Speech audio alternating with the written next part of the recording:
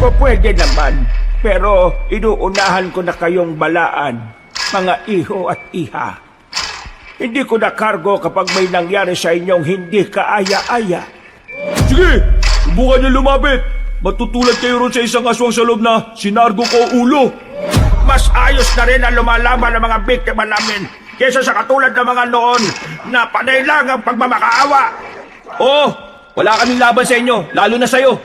Pero dito, meron. Kainin niyo tong lahat, mga walang yak aswang kayo!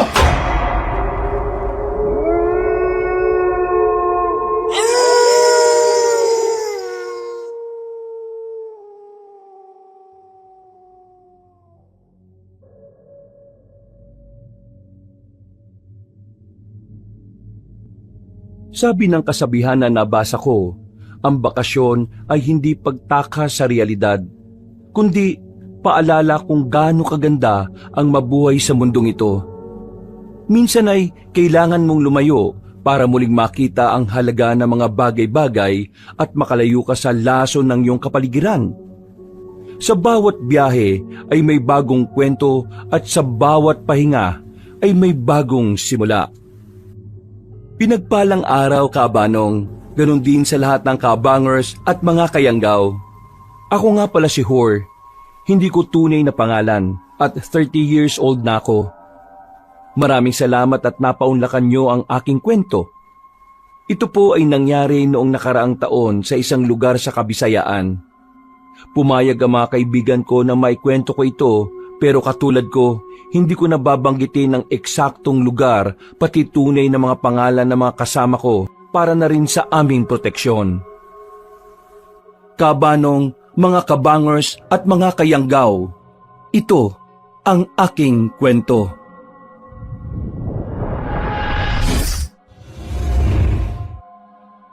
Bago nga pala magsimula ang ating kwento, sana'y mapindot nyo muna ang subscribe button at ang notification bell para lagi kayong nanonotify pag may bago tayong mga kwento. At huwag nyo rin kalilimutan mag-like at comment.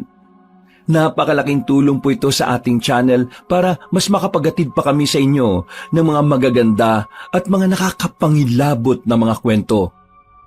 At ngayon, sa ating pagpapatuloy.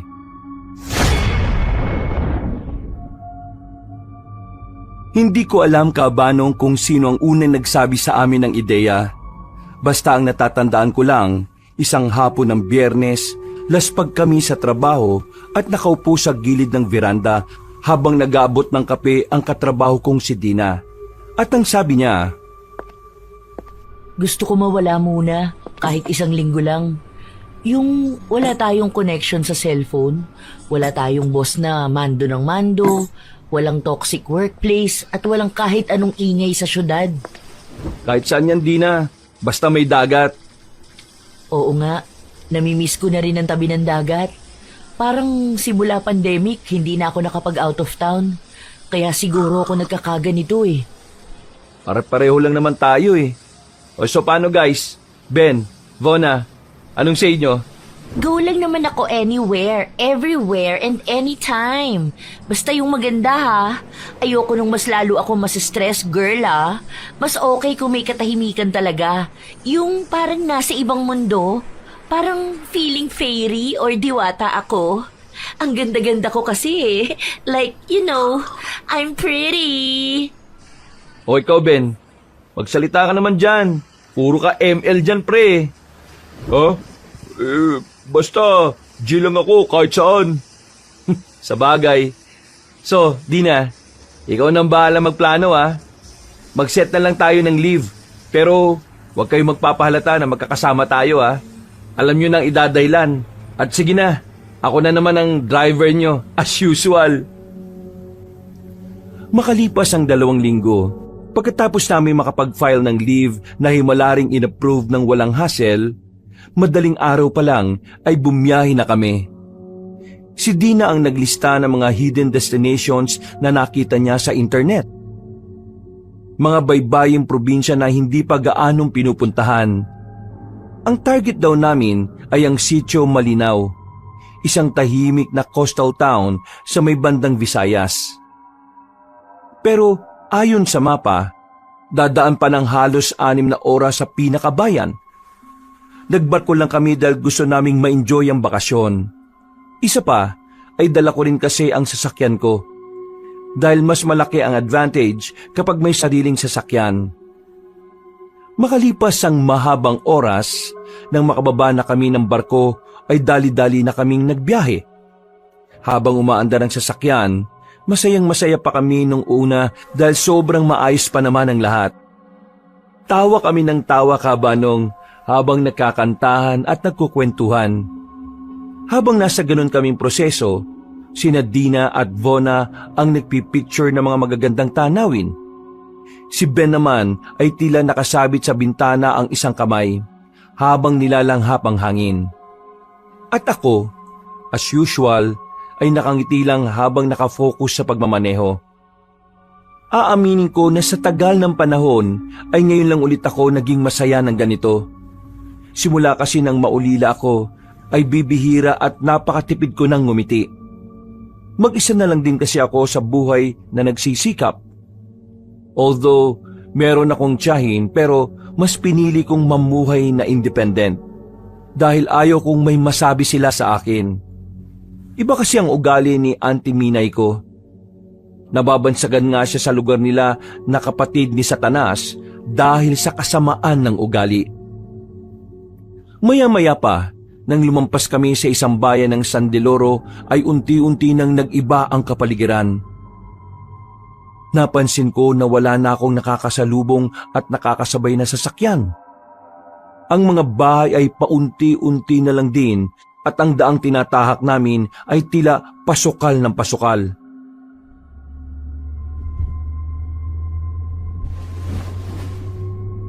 Hur, tama pa ba ang dinadaanan natin? Tama naman yung GPS eh. Teka, parang nawalan na yata ng signal ah. Paanong walang signal? Ay teka, wala nga ring signal tong phone ko. I-expect na natin sa ganito guys. Sa mga ganitong kasukal na lugar, madalang na yung naaabot ng connection. So, relax lang tayo ah. I think we're on the right way naman eh. Parang pataas tayo eh. Ganyan naman talaga kapag tatawirin ng bundok. So, nothing to worry about. Tingnan mo sila Ben at si Vona. Ang sarap ng tulog eh. Kanina lang, ang iingay na mga yan. Alam mo, mabuti pa, umidlip ka na rin muna kaya. Mas gusto ko makita yung view. Ayokong palampasin ng ganitong klase ng tanawin. Maganda pero medyo creepy lang eh, no? Parang tayo lang ang dumadaan dito simula pa kanina. Ito naman ang gusto natin pare-pareho, di ba? Yung malayo sa toxicity. Tama. Wala nang nagsalita sa amin. Nag-focus na lang muna si Dina sa magagandang tanawin sa labas. Habang ako ay sa pagmamaneho. Naghihintay kami sa pagbabalik ng signal. Pero sa kasamaang palad ay hindi na ito bumalik. At habang tumatagal, napapansin ko na ang liwanag ng araw ay parang unti-unti ring nawawala. Tanghali na pero ang paligid ay tila nagkukulay abo. Pakiramdam ko nga ay parang dapit hapon o kaya uulan. Saglit pa ako napatingin sa langit dahil napakalilim ng paligid. Gusto ko pa naman ang ganitong klase ng klima, pero parang kakaiba ang isang ito. Mga 2 oras pa ang nakalipas bago ko nakita ang isang lumang karatula sa gilid ng kalsada. Kalawangin na ito na parang gawa pa noong dekada 60. Tulog pa ang mga kasama ko, kaya hindi ko na muna sila inabala. Maligayang pagdating sa Barrio Silim. Ito na ba yung lugar? Medyo creepy yung karatula. Barrio Silim? Parang hindi ko nakita yan sa mapa. Baka bagong barangay lang. Hindi ko alam. Basta, inaantok pa ako. Tuloy-tuloy mo lang pre ha. Iisang daan lang naman tong tinatahak natin eh. Sige na. Matulog ka na ulit dyan. Nagtuloy-tuloy ako sa pagmamaneho papasok sa nasabing baryo. Dito ay mas napansin kong tila mas lumilim ang paligid. Kaya napatingin ako ulit sa langit. Maulap at natatakpan pa rin ang araw kaya nagdire-diretso lang ako. Habang nakafocus sa daan ay nakapag-obserba pa rin ako kahit papaano sa paligid. Kapansin-pansin na ang mga dahon ng mga kapunuan ay nakatiklop na parang natutulog din. Napatanaw ako sa kabilang banda at dito ko nakita ang baybayin mula sa di kalayuan. Hey guys! Gising na! Tumingin kayo sa kanan! Napansin ko sa rearview mirror na nag-inat na ng katawan si Nadina at Vona mula sa passenger seat. Ganon din si Ben na nasa tabi ko lang. Sabay-sabay silang napatingin sa kanan at napamulagat nang makita ang magandang karagatan. Pero maganda man ang tanawin, may kakaiba pa rin akong nararamdaman at pilit ko itong isinasantabi. Wow! Ang ganda! This place is a gem, guys. I think tayo ang unang nakadiscover ng paradise na to. Perfect spot for my photo shoot. Tama yung desisyon kong sumama sa bakasyong grande na ito. Napangiti lang din ako, Kabanong, habang pinakikinggan ang kasiyahan ng tatlo.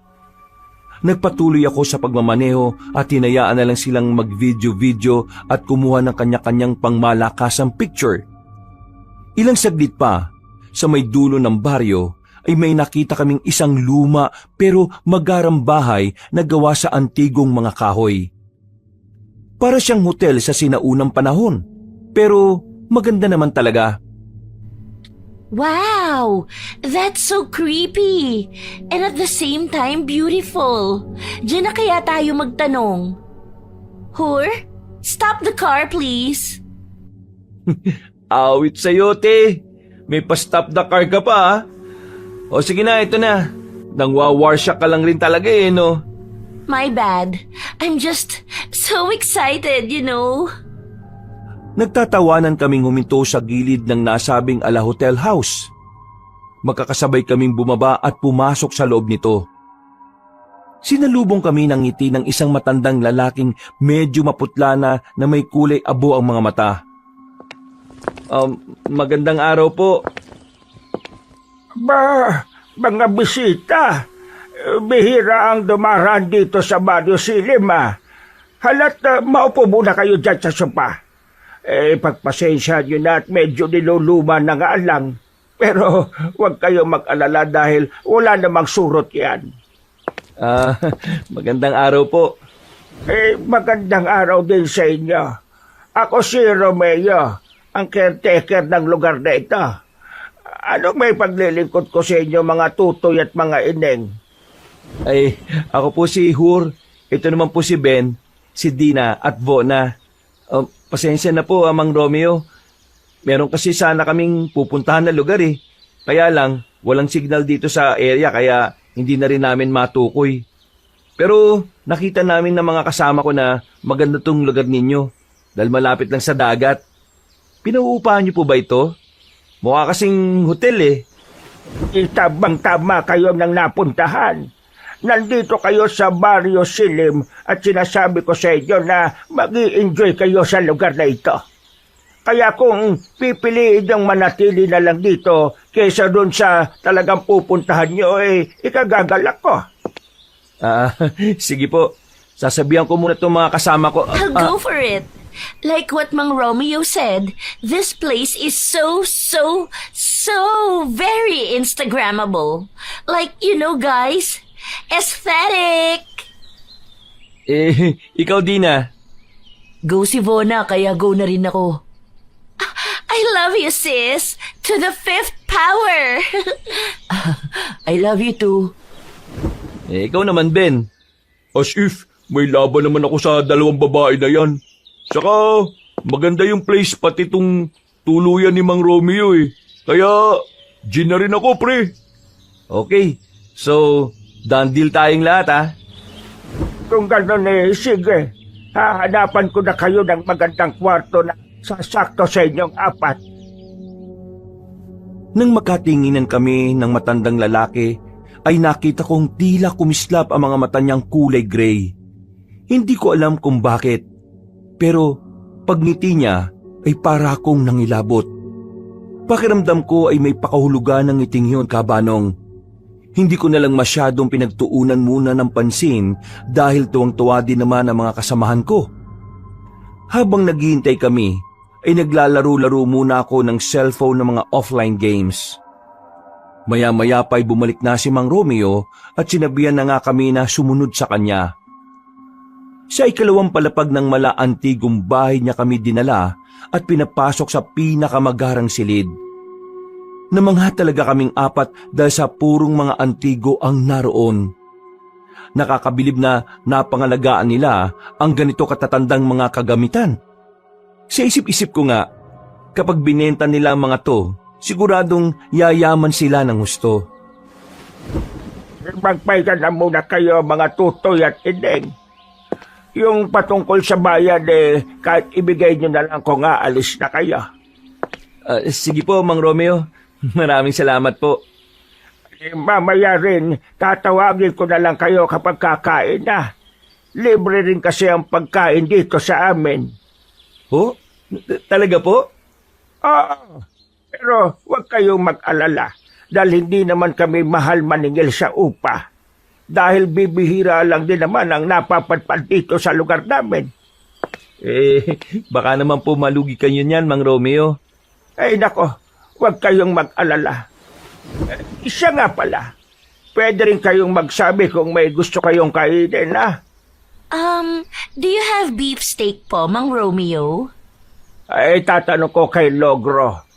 Siya yung taga rito, Thank you. Let me know if you have. Pero kung wala, okay lang din naman po. Adobo is my favorite. Kung ganon, yan ang una kong ipaluluto. O siya, sige na. At maiwan ko na muna kayo para makapagpahinga kayo. Mukhang mahaba-haba ang biyahe ninyo. Salamat po ulit. Matapos naming kumaway at magpasalamat na magkakaibigan, ay lumabas na nga ng silid si Mang Romeo. Nagkanya-kanya na kaming apat pagkatapos noon. Si Dina at Vona ay nagpicture-picture. Si Ben ay nahiga lang sa malambot na kama habang patuloy na naglalaro ng offline games. Ako naman ay naupo lang sa nilulumang couch. Nagtingin ako kung may signal na, pero wala pa rin talaga.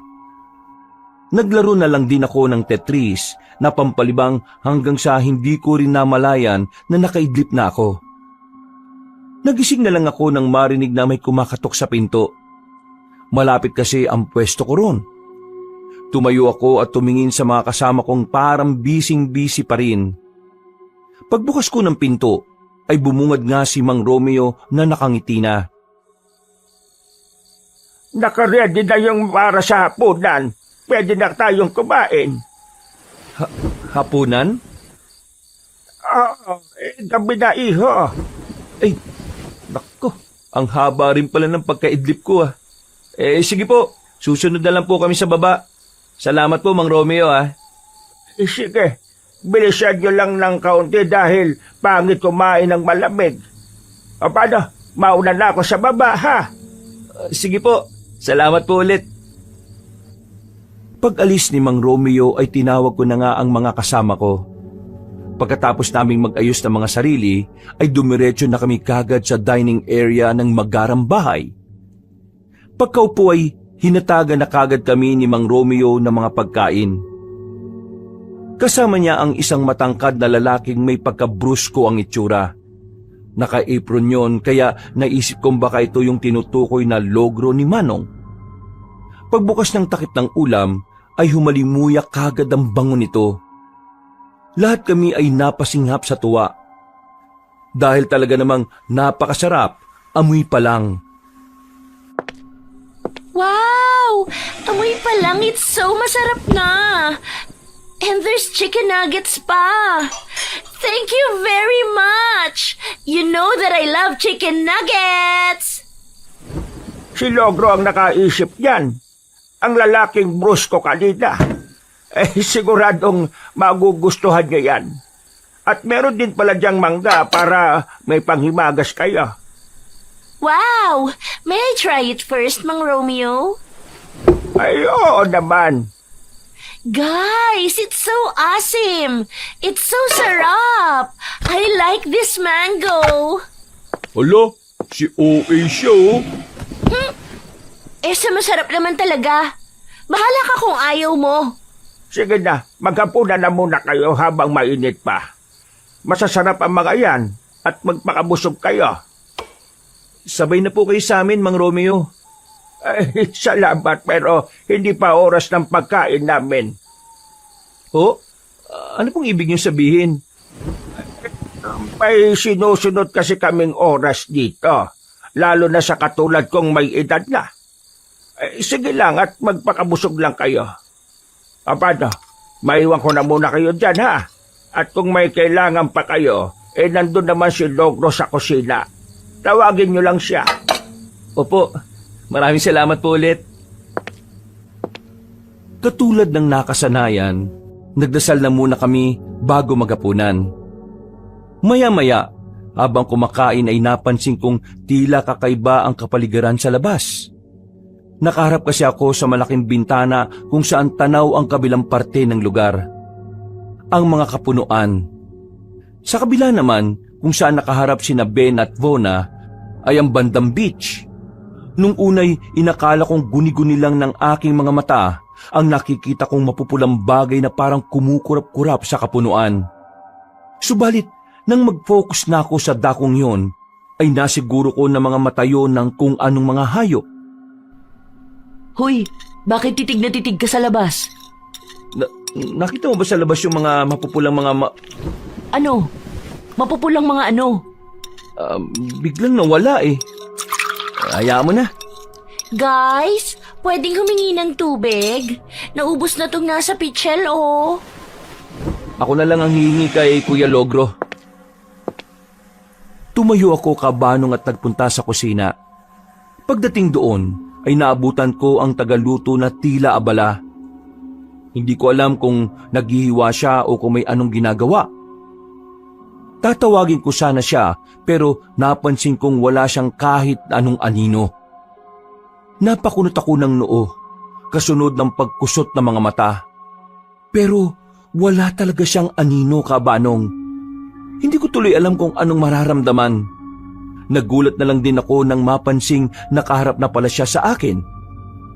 Nakaramdam ako ng kakaibang kaba nang makita ang mga mata niyang kulay aburin. Kakaiba siya kung makatingin na parang ako'y kakainin ng buo. Kaya sinadya kong ibaling sa iba ang atensyon ko. Manghingi lang sana ako ng tubig.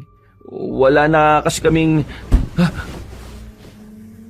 Napatalon ako ng bagya nang ilapag niya sa harapan ko ang isang pitsil na may lamang tubig. Pagkalaon ay tumalikod na siya ulit at itinuloy ang kung anumang ginagawa niya. Salamat ah. Tumingin ulit ako sa ibaba pero wala pa rin talaga siyang anino. Kaya dali-dali na akong bumalik sa dining area. Nawala tuloy ako sa concentration pero na-enjoy ko pa rin naman ang pagkain. Maya-maya pa, pagkatapos namin magapunan ay dumating rin kagad si Mang Romeo. Pinagmasdan ko ang ilalim niya at nagulat din ako dahil katulad ni Kuya Logro ay wala rin siyang anino. Nanlaki ang mga mata ko kabanong sa pagkabigla. Hindi ko rin namalayang napansin din pala ako ni Dina. Okay ka lang? Dina, tingnan mo, walang anino si Mang Romeo. Katulad ni Kuya Logro kanina. Talaga? Oo, tingnan mo. Meron naman na. Ha? Paano meron? Wala talagang... meron nga. Pero kanina, wala yan eh. Aba, naubos yun na ang ulam ah. Salamat at nagustuhan niyo ang hinain ni Logro sa inyo. Salamat rin po. Iwan nyo na lang at kami na ang bahala dyan. Mang Romeo, thank you so much. Sana merong beefsteak para bago kami umalis, di ba guys? Ay, sige. Sasabihin ko kagad sa inyo kung meron. Salamat po ulit. Aakyat na po kami. Pagngiti sa akin ng matandang Ginoo, ay napansin ko na naman ang tila pagbabago ng kulay ng mga mata niya. Sinabayan pa ng ngiting tila makahulugan na dahilan ng pangingilabot ko nang hindi ko rin alam kung bakit. Habang paakyat kami sa ikalawang palapag, ay muli akong napatingin kay Mang Romeo. At muli na naman ngang nawala ang anino niya. Dito ko biglang naalala ang sinabi sa akin noon ng isang kakilala tungkol sa mga nilalang na walang anino. Nang nasa kwarto na kami, nakaiyaan ng lahat na mag-inom at pumunta sa dalampasigan. Naipaalam din naman kasi kay Mang Romeo kung pupwede at pumayag naman ang matandang lalaki. Basta wag lang masyadong mag-iingay at magpapahating gabi. Naunang lumabas sina Dina at Bona. Naiwan naman kami ni Ben dahil kinuha pa niya ang alak na daladala. Pero nagulat ako dahil pagbukas ng bag, tumambad sa akin paningin ng iba pang gamit maliban sa alak. Oh, ano yung dala mo, Ben? Look ng titing. Nagkapalit yata kami ng bag ng tsuhin ko Kaya pala kanina pa yung tawag ng tawag nung nasa biyahe tayo. Hindi ko lang sinasagot kasi nauurat ako ron Bakit? Sundalo ba yung tsuhin mo? Oo, nakita mo na yata yun Si Uncle Jamin, 3 wine tsaka black label pa naman yung dinala kong alak. Black din ng titing Pati yung mga damit ko, nandun. Paano natin kukontakin yun ngayon? Wala pa namang signal dito. Tsaka, delikado yung laman ng bag niya. 6 na baril to Tapos mga granada, soldier's knife, at mga magazine ng baril. Plus emergency kit tulad nitong pangkuryente saka flashlight. Sundalo ba talaga yung Uncle Jamin mo o assassin? Ewan ko. Basta, ayaw ko sa ugali ng mayabang na yun Wait. Hindi mo man lang ba naramdaman yung bigat? Hindi ko na nga naisip yun. Pare-pareho kasi kami ng bag tapos nagmamadali pa ako dahil ayaw ko nang makipag-usap sa kanya Kaya bumuhat na lang ako ng walang sabi-sabi. Ay nako, nakakaurat tuloy Hayaan mo na. Wala na tayong magagawa dyan Dahil walang signal dito. Bukas, maghanap na lang tayo ng signal para makakontak siya. Ang iniisip ko pre, yung alak. Takti. Alak pa talaga yung iniisip mo Huy! Ben! Hur! Bilisan nyo kaya! Kanina pa kami rito sa baba, Daig nyo pa kami mga girls kumilos, Faster, guys, please! Napakibit na lang ako ng balikat habang nakatingin kay Ben. Pagkalaon ay kinuha ko ang isang flashlight para meron kaming magamit. Pagbaba namin ay nagulat din kami dahil may hawak na sina Dina at Bona na alak. Lambanog daw to na binigay kanina ni Kuya Logro bago umalis. Nandoon na rin ang mga pitsil, baso at iba pang kailangan namin katulad ng water container, pulutang mga prutas at snacks na baon-baon ng mga babae. Lumabas na kami at tumawid sa kabila sa dalampasigan. Madilim pero napakaaliwalas ng paligid. Sobra-sobra rin ang katahimikan kaya malakas naming naririnig ang hampas ng alon sa pampang. Medyo nagtataka lang dahil wala talagang mga tao. Wala ring ibang ilaw ng bahay. Merong malinaw pero nasa may kalayuan. Siguro mga 1 kilometro pa yon kapag nilakad namin. Naupo't pumwesto kami sa malapit sa pangpang habang nag-aayos sila at naghahanap-hanap ako ng mga tuyong kahoy o dahon na pupwedeng sunugin. Magbo-bonfire kasi kami na pinayagan din naman ni Mang Romeo. Medyo napalayo ako sa mga kasama habang naghahanap. At habang abala sila sa kasiyahan, ako naman ay abala rin sa pagche-check ng mga pangsiga. Gamit ang flashlight, ay nagtingin-tingin pa ako hanggang sa may maaninag akong tila gumagalaw mula sa hindi kalayuan. Saglit akong napahinto habang itinututok ang flashlight sa isang halaman. Maya-maya pa, meron na namang kumaluskos sa isa pang halaman. doon naman nabaling ang atensyon ko. Hanggang sa makakita na ako ng mga pares ng namumulang mga mata. Nung una ay isang pares lang, pero kalaunan ay unti-unti na ring sumibol ang iba pa. Hanggang sa humigit na to sa 5. Napatras ako at napitiwan ang mga hawak na pangsiga hanggang sa meron akong nabundol sa likuran. Pagharap ay nagulat pa rin ako at napatingala.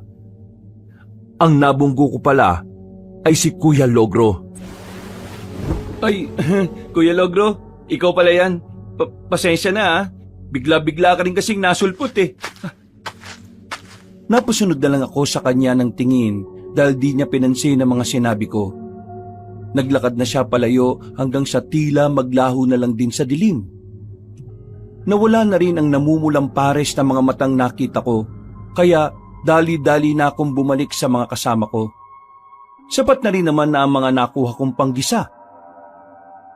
Nang magka-bonfire na, ay mas lalo kaming umingay, na parabang pag-aari namin ng buong lugar. Habang nakakasiyahan ay medyo hindi naman ako mapakali dahil sa mga nakita ko kanina. Pangalawang beses ko na kasing nakita yung mga matang namumula na yon, kaya medyo nag-aalala rin ako. Hindi ko lang masita ang mga kasama ko dahil kitang-kita naman na nag-i-enjoy sila. Halos nangalahati na ang lambanog kaya tinamaan na rin ang mga kasama ko. Ako kasi, dinadaya ko lang sila. Pakunwari akong umiinom pero ang totoo ay tinatapon ko lang naman talaga.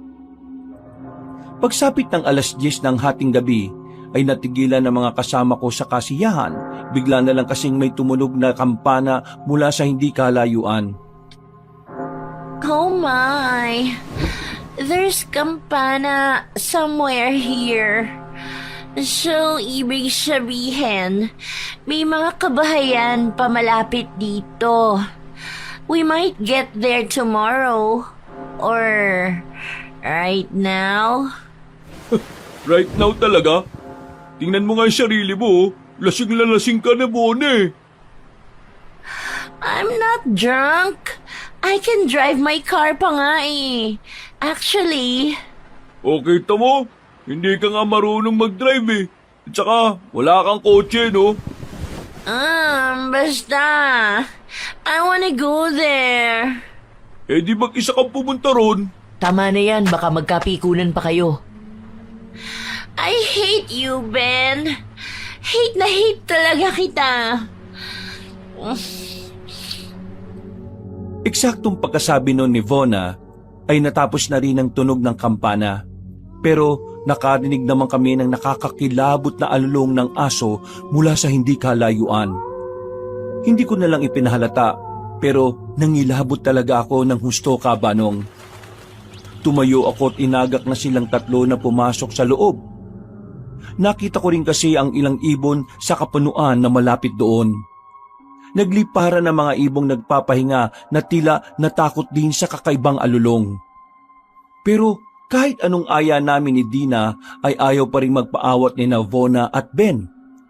Nakakasagutan na nga talaga sila at hindi rin naman namin alam kung bakit. Mabuti na lang ay dumating si Mang Romeo. Natigilan kaming lahat at napatingin sa matandang lalaki. Mawalang galag na sa inyo mga iho at iha. Tumunog na kasi ang kampana. Mas maigi kong nasa loob na kayo. But we're still enjoying the night, Mang Romeo. Pwede po ba kahit until 12 midnight? Please? Pwede naman, pero inuunahan ko na kayong balaan, mga iho at iha.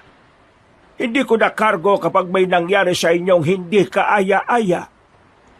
Ano pong ibig niyong sabihin na hindi kaaya-aya, Mang Romeo? Hindi ko rin alam. Basta sinabihan at pinaalalahanan ko na kayo, ha? Oy, sige na. Mauuna na ako sa loob. Hindi ko ikakandado ang pinto. Kayo na lang ang bahalang mag-lock noon pagpasok ninyo. Oo, sige po. Maraming salamat po. Nagsalitan ako ng tingin kay Mang Romeo pati kay Vona at Ben na nagtatalo pa rin. At nang mawala na sa paningin namin na matandang caretaker, ay lumapit ako sa mga kasama ko. Kinuha ko ang lambanog at binuhos ang laman nito habang nakatingin silang lahat. Uy! Ano ba yan? Ang dami pa nun ah! Pumasok na tayo sa loob. Narinig niyo naman yung sinabi ni Mang Romeo, di ba? You're being a killjoy, ha? Hor, nag-e-enjoy pa nga tayo eh. May bukas pa naman eh. But I want to enjoy my life right now. Paano kung hindi na ako magising bukas? Bahala na nga kayo sa buhay nyo. Kung magiinom kayo tapos ilalagay nyo lang din sa mga ulo nyo. Kapag ganyan kayo ng ganyan na para kayo mga bata eh, uling sama ko na to sa inyo. Dahil sa sinabi kong yon, ay tila natauhan sila. Tumingin sila sa akin at magkakasunod na nagsorry. Kahit papaano naman ay ramdam ko ang respeto nila sa akin bilang katrabaho at kaibigan na rin. Sa tagal na rin kasi namin magkakasama, halos ako na ang pinakatumatayong kuya-kuyahan nila. Ako kasi ang pinakamatanda sa aming apat. Nang magkaunawaan na ang lahat, ay sabay-sabay na kaming nagligpit ng mga gamit at pumasok na sa loob.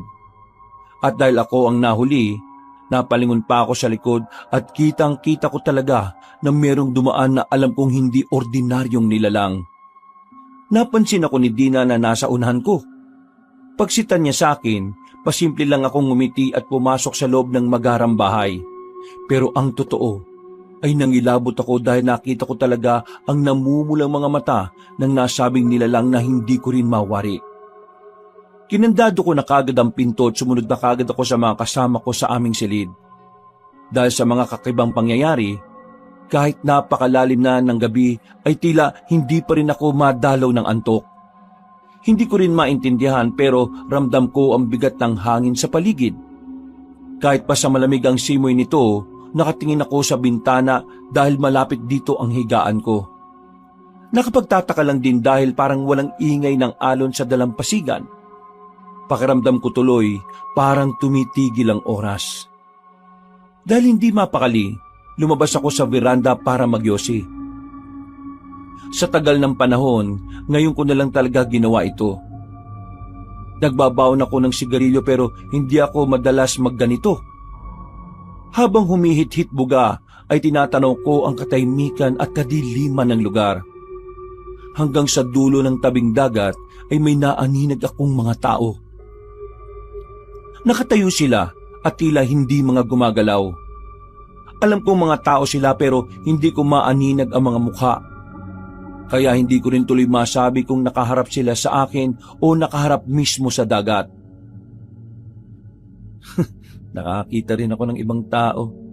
Ano kayang ginagawa nila? Hindi ko na natapos ang pagsasalita dahil nakarinig na ako ng kakaibang huni ng kung anong hayop mula sa hindi kalayuan. Pagkatapos ay nagtakbuhan ng mga taong nasa dalampasigan. Nagulat din ako dahil ang bilis nilang magsitakbo na parang hindi mga normal na tao. Nang mawala na silang lahat, ay bumalik na ako sa loob ng kwarto at sinara na ang pinto ng veranda. Pahiga pa lang ako nang makarinig ng mahihinang pagkatok. Eksakto na naalimpungatan din si Ben kaya napatingin ako sa kanya. Pre, narinig mo ba yon?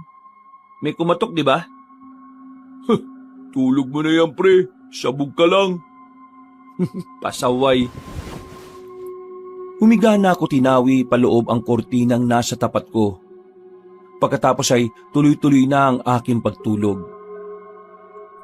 Kinabukasan, ang akala ko talaga ay sobrang aga pa dahil makulimlim pa rin ang kalangitan.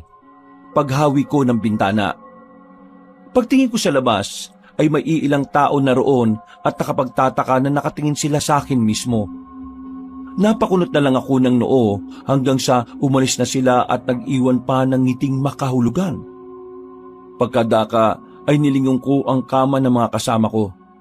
Nakahiga pa rin kasi sila pero mga gising na rin maliban kay Vona na humihilik-hilik pa. Anong oras na ba talaga? Parang makulimlim pa sa labas ha. Pero dito sa cellphone ko, 10:00 na. 10:00 na nga rin dito sa akin eh. Ibig sabihin, makulimlim lang. Parang kahapon pa makulimlim ah. Oo nga no. Baka masama talaga ang panahon. Pero wala namang bagyo, di ba? Nung nag-check tayo sa weather forecast. Malay natin. Uy, good morning guys. Sakit ng ulo ko, grabe. Alak pa more. Huwag na kayo magiinom ah. Hindi naman ako nalasing ah. Yun ang nalasing oh, si Vona. Tulog na tulog pa rin. Hindi ka nga nalasing. Papagpatol ka naman. Eh, sorry naman pre. Tara, bumaba na muna tayo. Hayaan na lang muna natin si Vona matulog para makabawi yan. Siguradong mas masakit ulo sa akin yan. Tumayo na nga kaming tatlo at nagpunta sa dining area. Pero pagdating doon, ay di namin nakita si Mang Romeo at kahit si Kuya Logro. Sa halip ay may iniwang sulat sa mesa ang Ginoo na kaagad kong kinuha at binasa kasama sina Ben at Dina. Ikalawang araw na makulimlim na panon kaya huwag yun ang hanapin pa ang araw. Kapag hinanap nyo ito, ay baka hindi nyo na makita ang mga sarili nyo. May almusal dyan sa kusina na niluto ni Logro para sa inyo. Kainin nyo na lang habang wala pa kami. Tuwang-tuwa si Dina at Ben nang mabasang tungkol sa almusal. Pero ako, mas inunawa ko ang naunang sinabi sa sulat.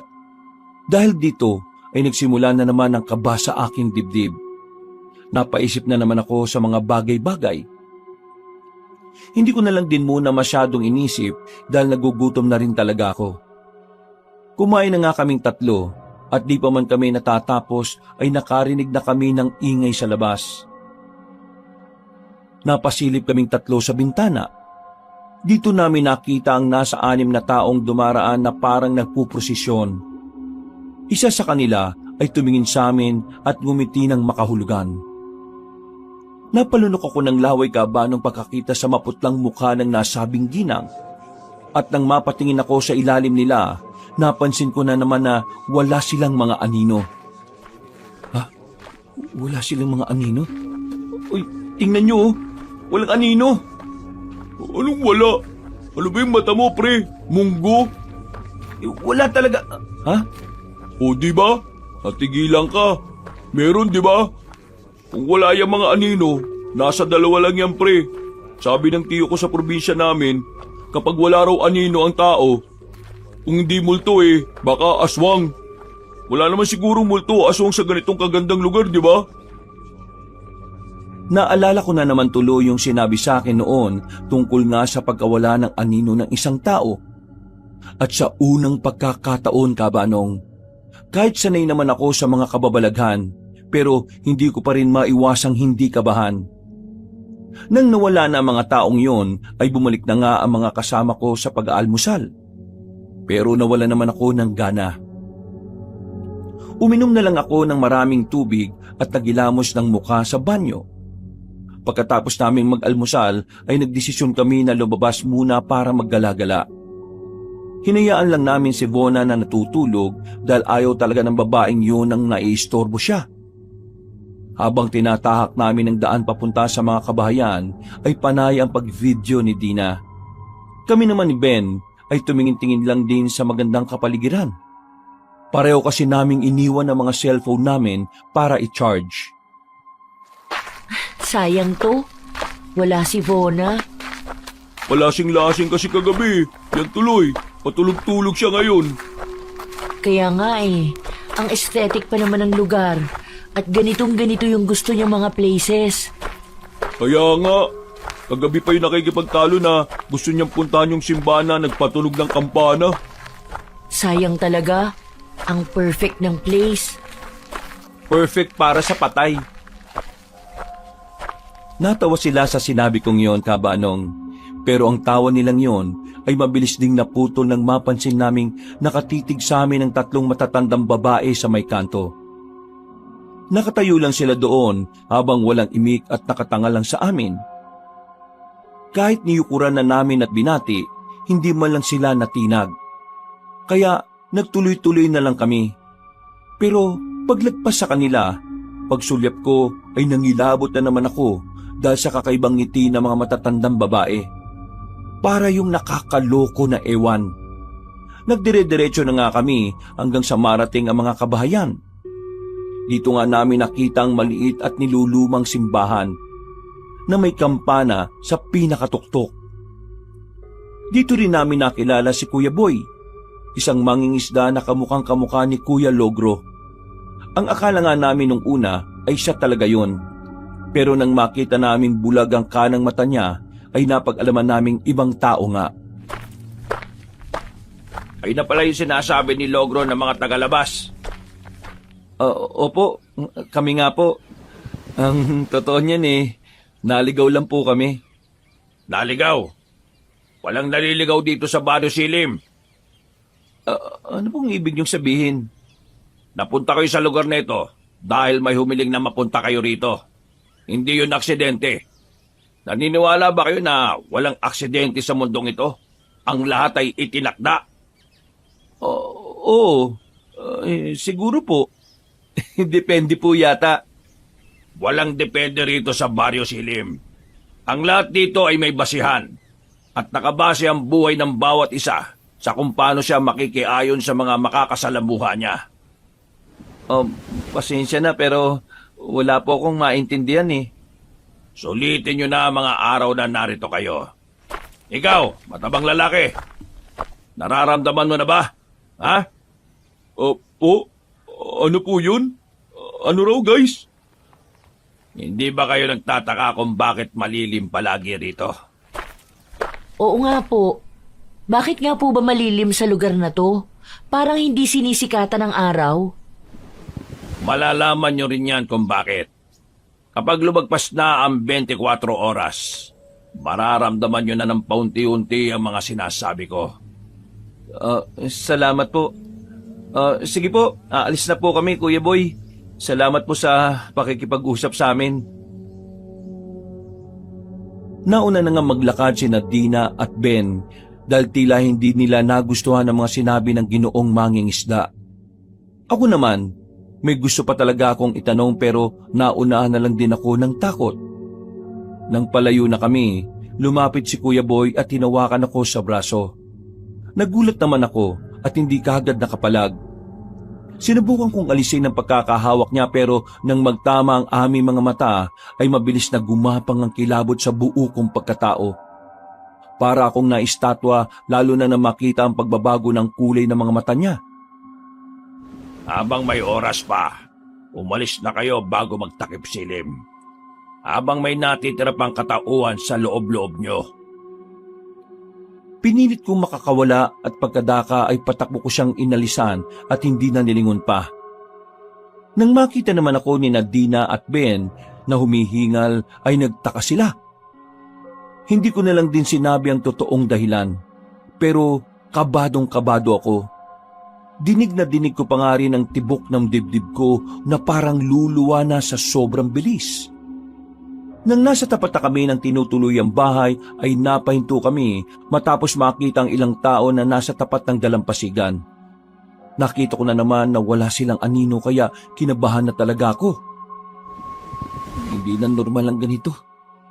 Hindi na ito guni-guni dahil ilang beses ko nang nakikita na nawawala ang anino ng karamihan ng mga tao rito. Siguradong may kakaiba talaga. Ginawa ko na nga ang isa sa mga sinabi ng kakilala ko patungkol nga sa mga taong walang anino. Tumuwad ako at pinagmasdan ng mga taong yon, pero bago ko pa sila makita ay tinapik na ni Ben ng malakas ang puwet ko. Hoy! Ano yung ginagawa mo, ha? Bakit ka tumutuhad-tuhad dyan? Ha? Teka, nasan si Dina? Ayun, nauna na siya pumasok doon sa loob. I-check niya raw si Vona kung gising na. Ang tanong ko naman ang sagutin mo kasi, bakit ka nga tumutuwad-tuwad dyan, ha? Ha? Ano kasi, susubukan ko lang sanang tingnan yung mga tao rito nang nakatuwad ako.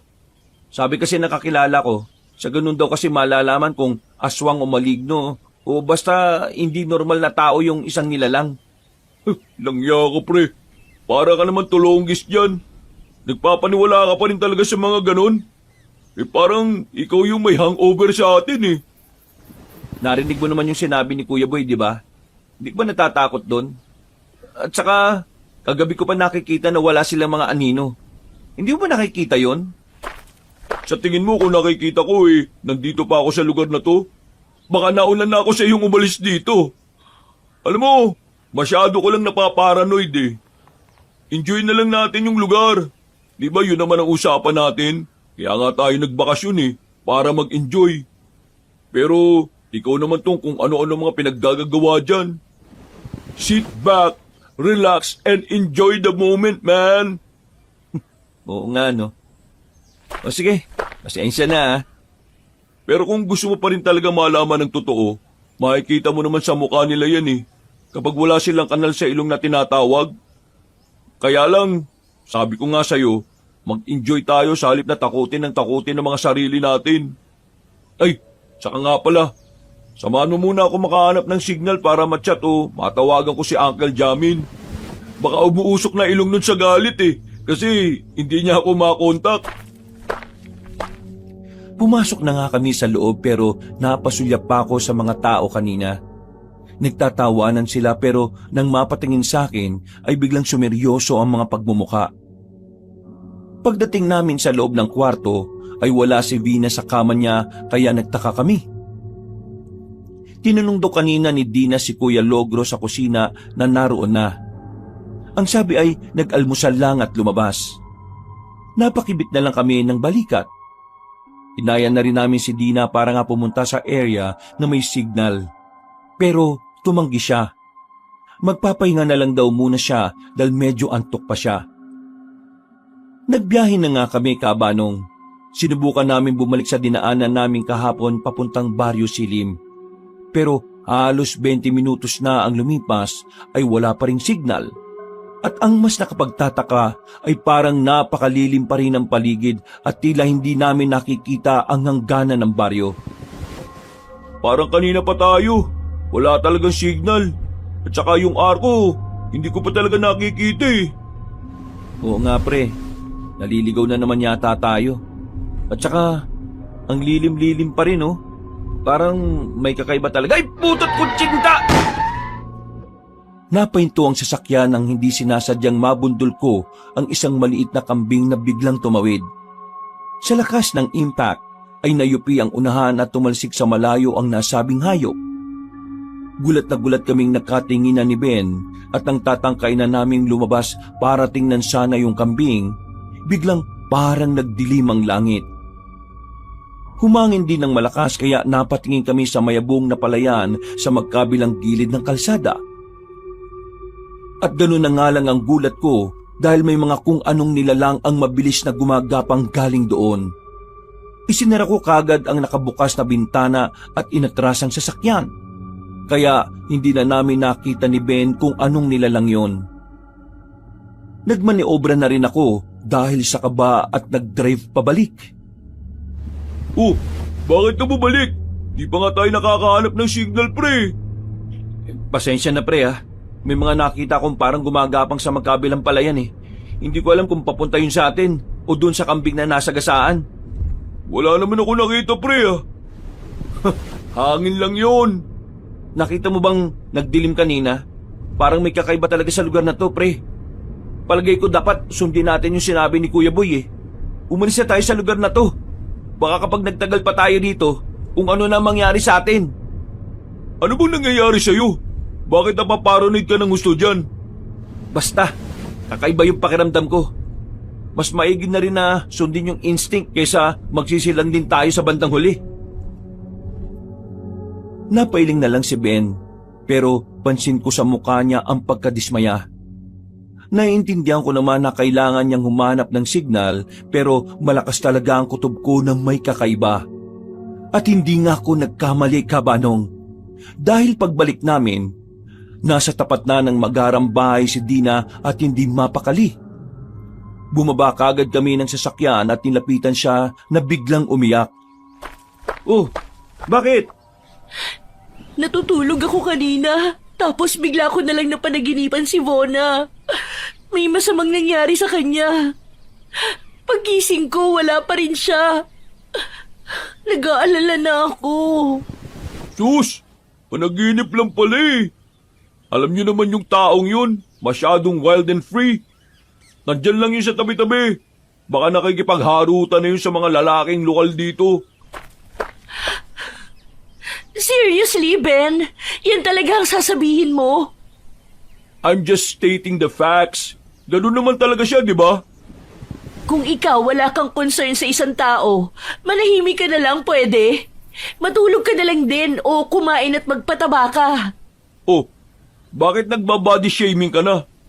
Alam kong mataba ako, pero hindi mo kailangang ipangalandakan. Well, I'm just stating facts. Uy, tama na nga yan. Bumalik na kayo rin sa kwarto. Ako na maghahanap sa kanya. Magpapatulong ako kay Kuya Logro. Nagluluto pa kasi siya tapos si Mang Romeo naman wala pa rin. Wag na. Makinig kayo sa akin, ha. Magpunta lang kayong dalawa sa kwarto. Ikandado niyong pinto at huwag niyong bubuksan hanggat hindi ako dumarating. Kapag nahanap ko na si Vona, aalis na kagad tayo rito. Bakit? Anong meron ba? Basta, sundin niyo na lang muna yung sinasabi ko. Bilis na! Pagpasok ni Ben at Dina sa loob, ay hinanap ko na nga kagad si Vona. Kung saan-saan ako nakarating sa baryo ng mga kabahayan, pero hindi ko siya natagpuan. Kahit yung mga tao kanina ay hindi ko na rin makita. Pagbalik ko sa maliit na simbahan, wala na rin doon si Kuya Boy. Pero yung bangkang inaayos niya kanina ay naiwan lang doon. Bona, nasaan ka na ba kasi? Nagpatuloy pa ako hanggang sa makarating sa kabilang dulo ng dalampasigan. May nakita akong mga bakas ng paa papunta sa may batuhan. At sa dulo nito ay nakita kong nakasampa si Vona sa batuhan. Basang-basa at duguan ng ulo habang tila hinahampas siya ng mahinang alon. Dali-dali ko siyang nilapitan at kaagad kinarga. Nang mamukhaan niya ako ay naiyak siya bago pumikit. Vona, nandito na ako. You're safe now. Bakit ba kasi nagsususuot ka kung saan-saan lang ng mag-isa? Hindi ko rin alam kung paano ko napunta rito. Ha? Eh, ang sabi ni Kuya Logro, nag-almusal ka raw tapos lumabas. Nagising na lang ako dahil sa hampas ng alon. Tapos, may nakita akong mga taong parang nagtatawanan. Mga 5 sila at di ko sila makilala dahil para akong hinang-hina kanina at nahihilo. Ilang na talaga nating umalis sa lugar na ito. Tara na!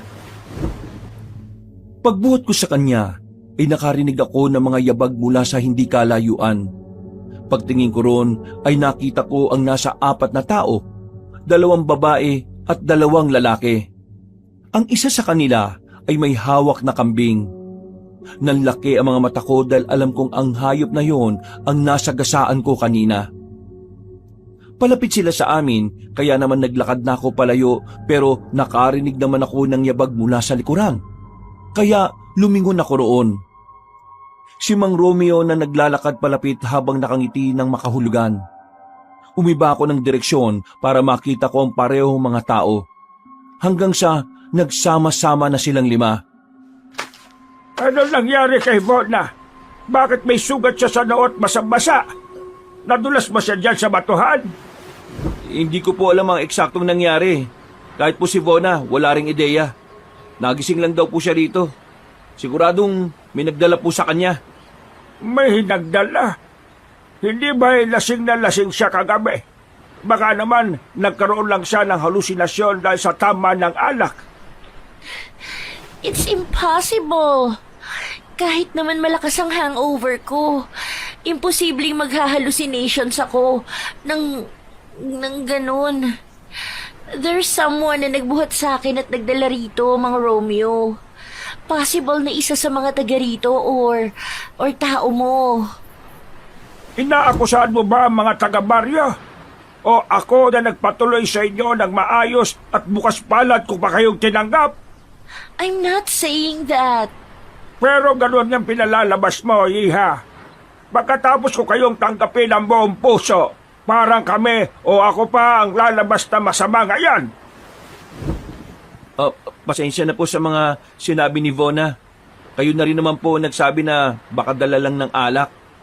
Sorry po, Mang Romeo. Sige po, aalis na lang kami. Magbabayad po kami ng lahat ng mga nagastos nyo sa amin. Hindi ko kailangan ng pera ninyo. Umalis kayo kung gusto ninyo. Tignan lang natin kung saan kayo dadalhin ng kapalaran. Magbabayad pa rin po kami. Salamat po.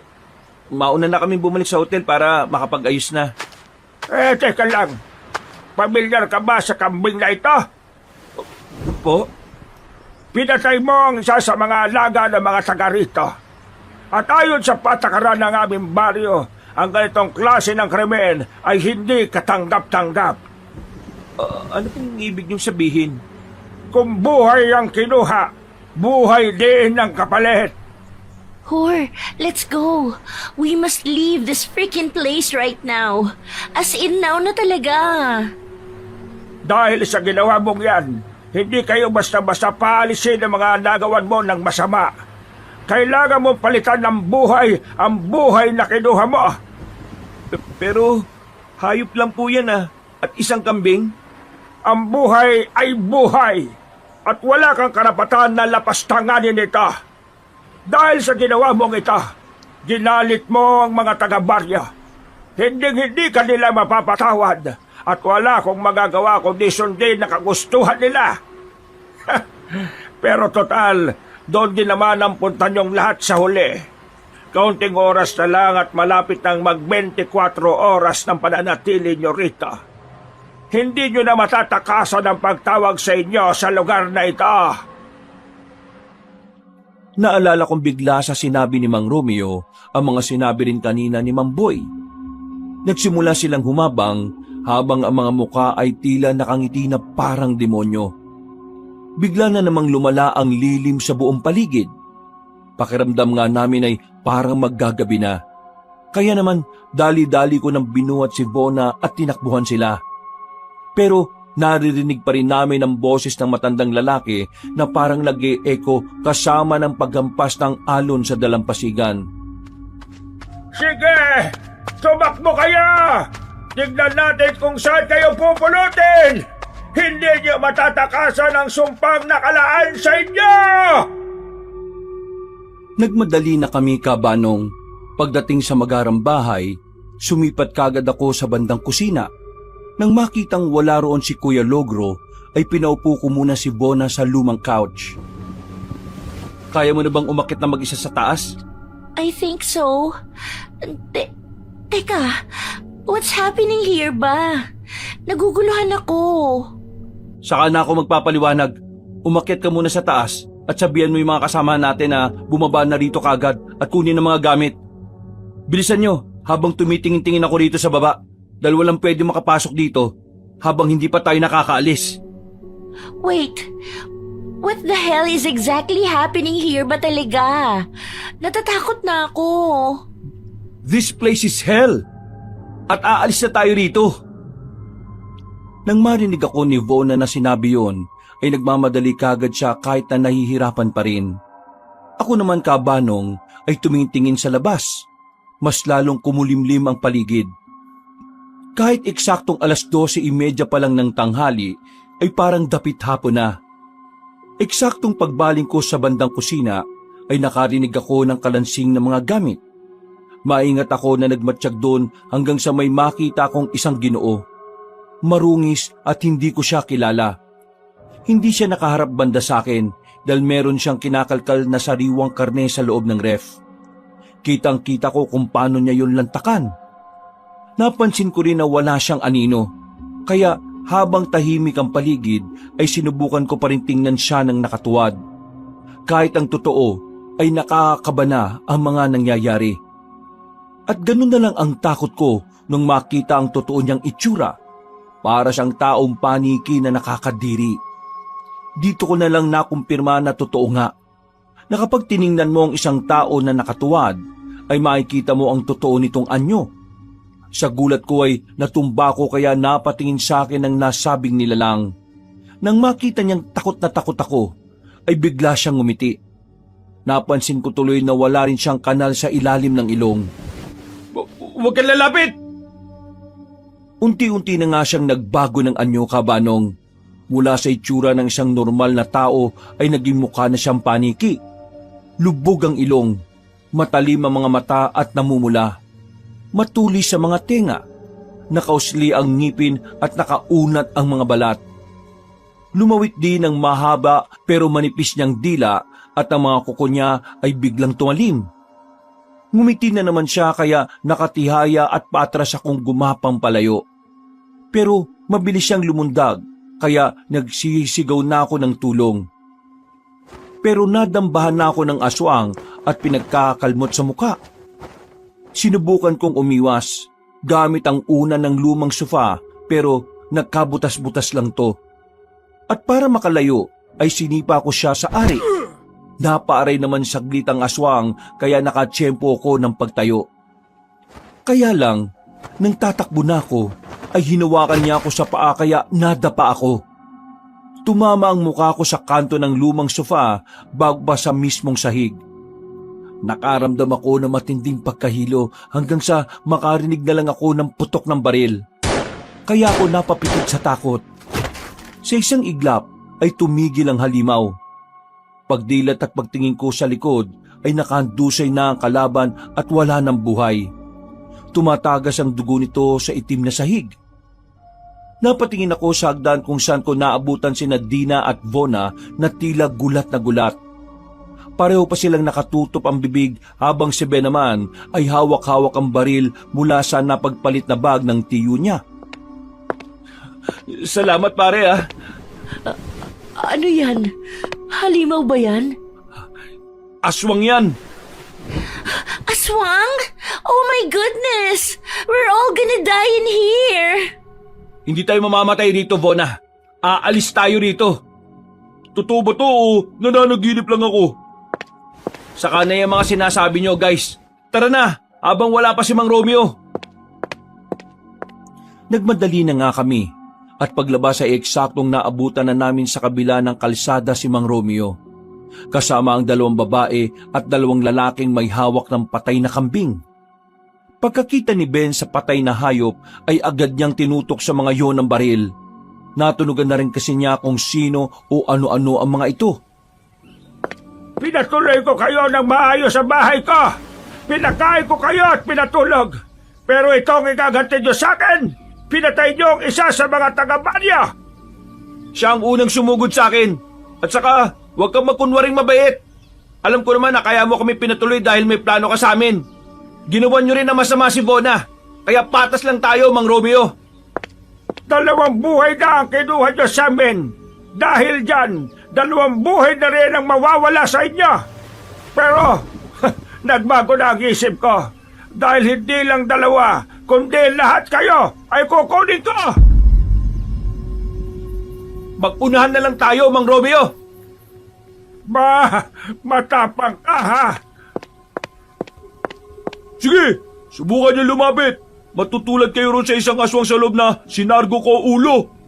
Sa totoo lang ha, ngayon lang ako magpapasalamat sa Uncle Jamin ko. Ngayon ko lang napagtanto na may saysay din pala yung palaging pagsasanay niya sa akin nung bata pa ako. Magagamit ko rito yung firing. Kaya huwag kayong magkakamali. Hindi niyo alam kung ano ang mga dala ko ngayon rito. Narinig niyo ba yon? Kaya walang gagalaw sa inyo hanggat hindi kami nakakalayo. Dahil sinisiguro ko sa inyo na may hindi magandang mangyayari kapag sinundan nyo kami. Nagngit-ngit na lang sa galit si Mang Romeo, Kabanong, at tinayaan niya na kami. Pagsakay namin ng kotse ay kaagad kong binuhay ang makina at umalis sa lugar na yon. Nilingon ko pa sila sa pamamagitan ng side mirror at wala ngang gumagalaw. Pero kahit na nakalayo na kami, pakiramdam ko'y parang meron pa rin kakaiba. Parang may hindi pa rin tama na hindi ko rin maunawaan. Nakalayo na kami sa magarang bahay at mga kabahayan pero ang kaba naming 4 ay makikita pa rin sa mga mukha namin. Maya-maya pa ay nakita nga namin sa hindi kalayuan ang lumang arko. Sinyalis yun na papalabas na kami sa Baryo Silim. Pero nagulat na lang kami. nang may mga taong humarang sa gitna ng daan. Hindi ko tuloy alam kung ano ang gagawin ko. Kung itutuloy ko ba ang pagmamaneho o ihihinto. Pare, iarurot mo! Alam naman natin pareho na hindi mga normal na tao mga yan. Huwag ka na mag-alinlangan. Sige, mag-seatbelt kayong lahat ah. Mas binilisan ko nga ang pagmamaneho habang natataranta ang dalawang kababaihan sa passenger seat sa pag-aayos ng kani-kanilang mga sarili. Nakikita ko matinding takot sa mga mata nila. Kaya nagpakatapang din ako katulad ni Ben. Nang malapit ko nang mabundol ang higit 3 tao, ay nagulat na lang kami na may biglang kumalampag. Malakas ang naging tunog at parang may kung anong tinamaan ng sasakyan. Napapikit kami saglit at muntik nang mauntog ang mukha ko sa manibela. Pagdilat ng mga mata ko at pagkaharap ko ay hindi ako makapaniwala sa nakita. Sigurado kong ganun din ang mga kasama ko. Nakaharang si Kuya Logro sa amin. Pinipigilan niya ng 2 mga kamay ang unahan ng sasakyan. Kahit anong pilit kong itodo ang makina, pero umiikot lang ng umiikot ang gulong na parang kumikiskis lang sa kalsada. Pagkalaon ay nakarinig kami ng malakas na pag-ungol. Ungol na parang galing sa kailaliman ng lupa. Sabay-sabay din naming nakita kung paano siya magpalit ng anyo bilang isang halimaw. Unti-unting napunit ang kanyang damit at halos panloob na lang ang natira. Tumubo ang nangingitim na mga balahibo na tila lubulukob sa kanyang katawan at mukha. Nanlisik ang mga mata niyang namumula. Umusli ang matutulis na pangil. Naglalaway na dila at patayong tenga na parang sa aso. Umaba din ang nguso at ilong niya, saka umungol ng pagkalakas-lakas habang pinipigil ang sasakyan. Dahil dito ay nakita kong umusok na ang unahan ng kotse na parang nag-overheat. Mas lalong nataranta ang mga kasama ko, lalo na ang mga kababaihan. Narinig kong nag-iiyakan na sina Dina at Vona. Anong nangyayari, pre? Itodo mo na! Kanina pa nakatodo, pre. Sadyang malakas lang si Kuya Logro. Ano nang gagawin natin? Umuusok na rin yung unahan ng kotse, oh. Baka umapoy pa yan at madamay tayo rito. Lumabas na tayong lahat, guys! I don't wanna go outside. Papatayin tayo ng mga yan kapag lumabas tayo rito. Pero wala nang ibang paraan eh. Mga kasama, hindi ko po. Kapit, guys! Gulat na gulat at takot na takot kaming apat ng tila iangat ni Kuya Logro ang unahan ng kotse. Pagkalaon ay sa kanya to hinawi pakaliwa. Dala na rin ng takot at pagkataranta kaya hindi ko na nakontrol ang manibela. Bigla na lang din kasing namatay ang kotse. Gawa na matinding pag-usok na parang aapoy na. Bumalandra kami sa kanang bahagi ng taniman at sa kasamaang palad ay bumaliktad ang kotse. Mas lalong nataranta si Vona kaya inalo-alo siya ni Dina. Tanggalin niyo na yung mga seatbelt, guys! Labas na! Bago pa ito umapoy! Dali! Mabilis kaming nakalabas ni Ben. At habang inahatak niya ang bag na naglalaman ng mga tamang panglaban sa mga kaaway ngayon, ako naman ay tumulong sa 2 babaeng kasama namin. Nang makalabas na rin si Dina at Vona, ay saka naman biglang umapoy ang sasakyan. Dali-dali kaming lumayo dito, pero mula sa likuran ay dumating na ang 3 kalalakihan na unti-unti na ring nagpapalit ng anyo bilang aswang. Mga kasama, yuko! Bilis! Pagtingin namin kay Ben ay nagulat kami sa hawak ng baril, kaya inakbayan ko kagad si Dina at Vona sa kasapilitang pinayukod. Nagpaputok kagad ang baril ang kaibigan ko. Sapul kagad ang 2 pero naging mailap ang 3 aswang. Nagtago yun sa mataas na palay at hindi na namin nakita. Takbo na, guys! Bilis! Bago pa dumating yung parang asong ulol na aswang na si Kuya Logro! Dali! Sumunod kayo sa akin! Hinata ko na si Dina at Vona na tila hindi na rin alam ang gagawin. Ako na ang nag-lead sa malatalahib na mga taniman. Kahit ang totoo ay hindi ko rin talaga alam kung saan kami pupunta. Napatigil lang ako nang makarinig ng paggaralgal na pag-ungol ng kung sino mula sa kung saan. Napamasid ako sa paligid hanggang sa mapatingala sa makulimlim na langit. Huwag kayong mag-iingay. Nasa malapit na lang ang aswang. Narinig niyo ba? I wanna go home. Please. Manahimik ka muna, please, Bona. Pakiusap naman. Umalis na tayo rito. I don't wanna die here. Sinabi nang wag na nga munang mag-ingay eh. Tinakpan ni Ben ang bibig ni Vona, kaya mas lalong nagkakawag yun at nang makakawala sa kanya ay saka naman nagsisigaw sa takot at pagkainis. Dahil tuloy dito ay narinig na nga kami ng aswang na nagtago kanina. Umatungal yun na parang nagtatawag pa ng iba hanggang sa sumugod na papunta sa amin. Tumakbo kami ng mabilis pero natigilan din nang biglang sinunggaban si Ben ng nasabing aswang. Dina, Bona, dito lang kayo ah. Huwag kayong mag-iingay, pakiusap. Saan ka pupunta? Kay Ben, babalikan ko kayo. Iniwan ko na nga kagad sila at sinundan ng boses ni Ben na sumisigaw-sigaw habang nakikipag-agawan ng buhay sa aswang. Maya-maya pa nga ay nakarinig na ako ng putok ng baril. Pagdating ko ay nakandusay na ang kaibigan ko. Nakadagan sa kanya ang aswang at pareho silang halos naliligo na sa dugo. Inakala kong patay na si Ben, kaya natutup ko ang bibig ko na lumapit para kunin ang bag na naglalaman ng mga baril at iba pang sandata. Nang walang ano-ano ay biglang dumilat ang kaibigan ko. Sa gulat ko'y napaupo ako. Tulog pre, hindi ako makahinga sa nakadagan sa aking walang yang aswang na to. Sige pre! Pagkaalis ko sa aswang, ay tinulungan ko kagad na makatayo si Ben. Kinuha niya kagad ang bag at binuksan ay saka binigay sa akin ng isa pang baril na nakakasana. Kailangan natin protektahan ang bag na to dahil nandito rin ang mga magagamit natin para makasurvive tayo sa lugar na ito. Tama ka dyan, pre.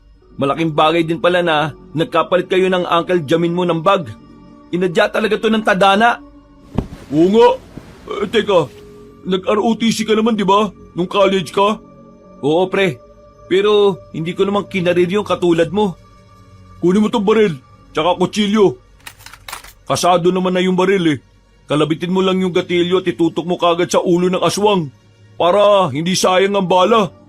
Alalahanin mo ang mga naging training mo nun. Sa ganitong panahon sigurado akong babalik yung mga alaalang yun. O sige, tara na. Balikan na natin sila Dina at Vona. Wala silang kasama dun eh. Yung babaeng yun, naiinis talaga ako sa kaartihan niya. Tara na nga. Nagmamadali na nga kaming dalawa, pero kamalas-malasan naman kabanong dahil may sumulpot na namang dalawang aswang.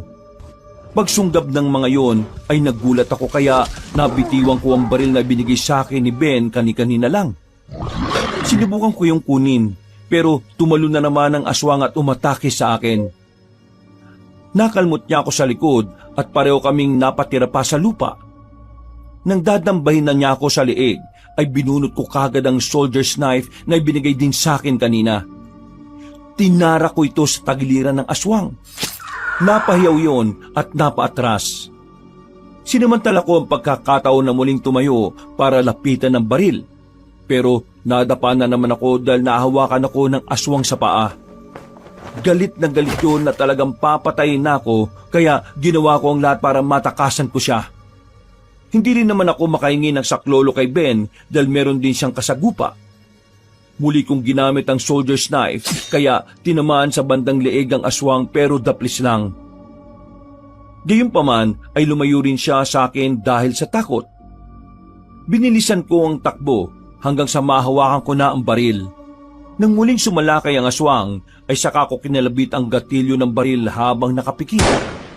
Tila umaalingaw-ngaw ang tunog noon sa buong palayan. Pagdilat ko ng mga mata ay eksaktong humandusay na sa lupa ang kasagupa ko. Nasa ka na, Ben? Nandito ako, pre! Sinundan ko ang boses niya at pagtingin ko ay binubunot na niya ang patalim mula sa ulo ng aswang. Nilabanan mo siya gamit lang ng soldier's knife? Oo. Paano? Hindi porke mas malusog ako sa iyo hindi na ako mabilis kumilos. Sabi ko naman sa'yo, di ba? Hinasa ako ng tiyo kong sundalo. Hindi lang ako makapaniwala. Ibang-iba ka sa opisina natin eh. Ah, ganun ba? Wala rin naman kasing nagtatanong kaya hindi ko na lang din sinabi. Ay, siya nga pala. Hindi tayo dapat mag-aksaya ng bala ng baril. Dahil hindi tayo sigurado kung gaano karami ang aswang sa lugar na ito eh. Kaya kung kaya mong pumatay gamit ang soldier's knife, gawin mo pre ha. Sige pre. Natigilan na kami sa pag-uusap dahil narinig na namin ang pagsigaw ni Nadina at Vona. Matapos namin magkatinginan ni Ben ay tumakbo na kagad kami. Pero napahinto rin kami at napayukod matapos may biglang sumabog mula sa hindi kalayuan. Saka namin napagtanto na tuluyan na ngang sumabog ang sasakyan ko. Napapikit na lang ako at kahit nang hihinayang ay wala na rin akong magagawa. Nagpatuloy na kami at pagdating sa kinaroroonan ng dalawa naming babaeng kasamahan ay natigilan na kami ng kaibigan ko. Nasa harapan na kasi nila si Kuya Logro at sa paningin ko nga ay parang may lumaki sa pangangatawan ng aswang at mas lalong tumangkad. Nagkatinginan ulit kami ni Ben, saka nag-aalalang naghanda ng mga sarili namin. Uy! Duwag na aswang! Huwag babayang puntiryahin mo! Kundi kami! Oo nga! Kami ang harapin mo, Kuya Logro! Napalingon sa amin ng malataong asong lobo at pagkatapos ay saka siya humalakak na parang nababaliw at nanlilibak. Hindi naman kami nagpatinag ni Ben na kaagad sumalakay. Sa totoo lang ay nagugulat pa rin talaga ako sa kaibigan ko dahil para siyang ibang tao ngayon. Kahit sa lusog ng pangangatawan niya, hindi ko talaga akalain na ganun siya kabilis na kumilos at napakahusay niyang makipaglaban. Natamimi tuloy ako kabanong habang nakikipagtagisan siya ng galing sa dambuhalang aswang. At natauhan lang ako nang marinig ang pag-angil ni Kuya Logro, kasabay ng pagsigaw sa akin ni Ben. Pare! Barilin mo siya, bilis! Ha? Oo, pare! Eto na! Unang pag-aalinlangan kong ang pinuntirya ang malataong asong lobo. Ilang beses ko yung pinaputukan at pare-parehong tumama sa likod at dibdib. Pero nanlaki ang mga mata ko nang tila walang talabang bala ng baril sa kanya. Hindi siya tinatablan ng baril, Ben! Ano? Paano? Ben! Tumalsik sa kung saan si Ben, kasama ng bag na may mga lamang sandata matapos siyang hawiin ni Kuya Logro. Dahil dito ay natulala ko sa pagkagulat. Hur! Umalis ka dyan! Tumakbo ka na! Hur! What are you doing ba? Bakit ka nakatayo lang dyan? Takbo na! Hindi ko na rin tuloy naisip na papalapit na sa akin ang halimaw para gawan ako ng masama. Naririnig ko naman ang mga isinisigaw nila pero dahil sa sobrang nervyos ay hindi ko na tuloy halos maigalaw ang katawan ko. Nakatutok lang din ang baril kay Kuya Logro pero hindi ko yan makalabit sa sobrang panginginig ng katawan ko. Sa kabilang banda ng isip ko, parang tinanggap ko na lang din ang mga mangyayari sa akin. Pumikit ako hanggang sa marinig ang sigawan nila Dina at Vona kasabay ng malakas na kalabog. Isang panibagong pag-angil ang narinig ko, kaya ako napadilat. At yun na nga, gulat na gulat at takang-taka kami ni Nadina at Vona dahil may kasagupa na si Kuya Logro na ibang klaseng aswang din. Ha? Anong nangyayari rito? Bakit sila naglalaban pareho sila mga aswang? Ano pang tinatanga-tanga nyo? Takbo na! Ha? Kuya Boy? Alis na, bilis! Sige po! Nilapitan ko kagad ang dalawang babae tsaka hinatak palayo roon. Narinig na lang namin ang mga atungal ng magkapatid na aswang habang patuloy na nagsasagupaan. Umalis na tayo rito sa palayan. Let's go somewhere safe. Gusto ko na makalaya sa impyernong to. Hindi pa tayo pwedeng umalis. Why naman, ha? Pinapaalis na nga tayo ng isang halimaw na kung sino man yun. Sumunod na lang tayo sa kanya. Si Ben! Kailangan natin balikan si Ben! Hindi natin siya pwedeng iwanan na lang dito ng basta-basta! I'm pretty sure na he's already dead na. Nakita naman natin, di ba, kung gaano kalakas yung paghampas sa kanya. Baka nabiktima na rin siya ng ibang aswang. My God! Guys, let's be practical here. Umalis na tayo at maghanap ng safe place. Walang safe place dito ngayon, Vona. Sana maintindihan mo na nasa balwarte tayo ng mga aswang. Ipagpalagay na natin patay na si Ben. Pero nasa kanya pa rin yung bag. Nandun yung mga sandatang pwede natin gamitin para makalis sa lugar na ito. Kaya please naman, balikan natin siya. Di na, Vona. Walang problema sa akin. May magagawa pa ba ako? I hate the idea, pero let's go na. Wala na kaming inaksayang oras. Binalikan nga namin si Ben at tinanap sa kung saan siya tumalsik habang patuloy pa rin sa sagupaan ang magkapatid na aswang.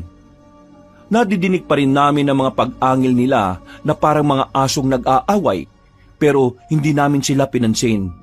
Nagpatuloy kami sa paghahanap hanggang sa makita na nga namin si Ben na nakahandusay. Wala siyang malay at duguan. Pero sa kabutihang palad ay hawak niya pa rin ang bag at talagang hindi niya ito binitiwan. Pinagtulungan namin siyang bitbitin hanggang sa makaalis kami sa palayan. Habang nasa gilid ng daan ay nagmamasid-masid ako sa makulimlim na kapaligiran. Pagdaan sa palikong daan ay nakakita kami ng mga kapunuan kaya dun muna kami sumilong at nagtago. Chinek ko kagad ang kalagayan ni Ben pero hindi ko rin masiguro kung buhay pa talaga siya. Ayaw ko man mawalan ng pag-asa pero kusang pumapasok sa isipan ko na baka nga comatose na siya at naghihintay na lang ng ilang oras para tuluyang mag-shutdown ng katawan. Napapikit ako dahil sa totoo lang ay siya lang ang mas maaasahan sa aming apat. Siguradong kapag wala ang tulong niya, mamamatay din kaming lahat kahit pa nasa amin ang bag na may lamang mga sandata. Napabuntong hininga ko habang nakahawak ng maigpit sa kamay niya. Pare, please lang, gumising ka na. Hur, may paparating. Magsitago tayo, bilis! Diyos ko po, baka patayin na nila tayo. Utang na loob naman, Vona. Huwag ka namang gagawa ng ingay kung ayaw mong mapahamak tayo. Magtago ka na lang dyan at takpan mo ang bibig mo. Hindi nyo na kailangan magtago. Ako lang to. Kuya Boy? Paglapit sa amin ng Ginoong Bulag ang isang mata, ay saka lang namin nakita ang buong kabuuan niya. Wala na siya sa anyong pagiging aswang, pero makikita pa rin ang bagsik sa kanya. Duguan at sugatan siya na halatang dumaan sa matinding laban kanina. Bakit mo kami tinulungan? Hindi tamang pag-usapan yan sa lugar na ito. Sumunod kayo sa akin. Doon ko'y papaliwanag ang lahat. Pero bago yon, magsilapit muna kayo. Huwag kayong magalala. Hindi ko kayo kakainin. Ako lang ang kaisa-isang aswang dito sa Barrio Silim na hindi kumakain ng tao. Paglapit namin, ay sa kanya kami binahira ng dugo ng aswang sa mga damit. Pagkatapos ay binitbit na rin niya si Ben saka nagpatuloy sa paglalakad hanggang sa dulo ng kapunuan. Napadpad kami sa isang lumang bahay na bato. Malapit na yun sa burol at sa sobrang luma, para bang gigiba na ang pader sa kaunting mabigat na sandal. Kinakain na rin ng lumot ang buong lugar at kakaiba na talaga ang amoy. Pero may parte pa rin naman na maayos-ayos pa at sa tingin ko ito ang sikretong tinutuluyan ni Kuya Boy.